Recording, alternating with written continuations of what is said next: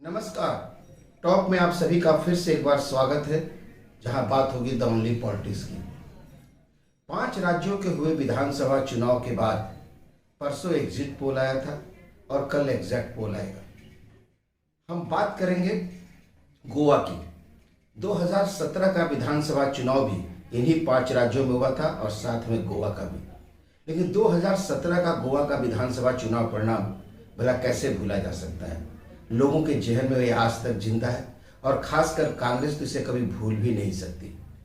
कांग्रेस 40 सदस्यीय गोवा विधानसभा में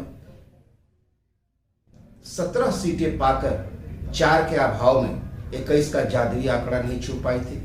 वहीं दूसरी तरफ कांग्रेस से 4 सीटें कम यानी 13 सीटें पाकर भारतीय जनता पार्टी बीजेपी 21 का जादुई आंकड़ा छूटी थी। इस जादुई आंकड़ा को छूने में जिस दल ने सबसे बड़ा मदद की थी वह था एमजीपी यानी महाराष्ट्रवादी गोमांतक पार्टी, जो 3 सीटें पिछली बार जीती थी।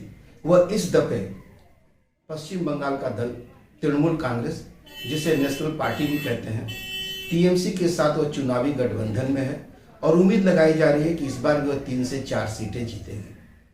ऐसे में उसे किंग मेकर के रूप में इस बार देखा जा रहा है और यही कारण है कि कांग्रेस और बीजेपी दोनों ही एमजीपी से लगातार निरंतर संपर्क में है।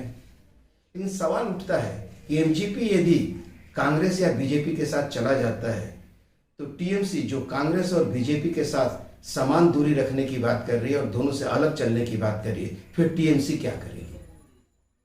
यही वजह है कि कल कोलकाता के नजूल मंच पे सभा समाप्त होने के तत्काल बाद तृणमूल कांग्रेस के राष्ट्रीय महासचिव अभिषेक बनर्जी, साथ में पीके यानी प्रशांत किशोर और डेरिक ओब्रायन सीधे गोवा चले गए ताकि जाकर वहां देखा जा सके कि टीएमसी क्या कर रही है। उम्मीद यह भी लगाया जा रहा है कि टीएमसी को शायद 1 या 2 सीटें मिल भी सकती हैं। ऐसे में स्थिति टीएमसी और एमजीपी के लिए निर्णय लेने में काफ़ी दिक्कतें आ सकती हैं। दूसरी तरफ कहते हैं कि दूध का जला छाछ भी फूंक कर पीता है। कांग्रेस भी इस बार कदम फूंक फूंक कर रख रही है। पिछले दफे जिस दिग्विजय सिंह के चलते कांग्रेस की सत्ता की चाबी हाथ से निकल गई थी, इस दफे उसने पी चिदम्बरम को पहले ही भेज रखा है।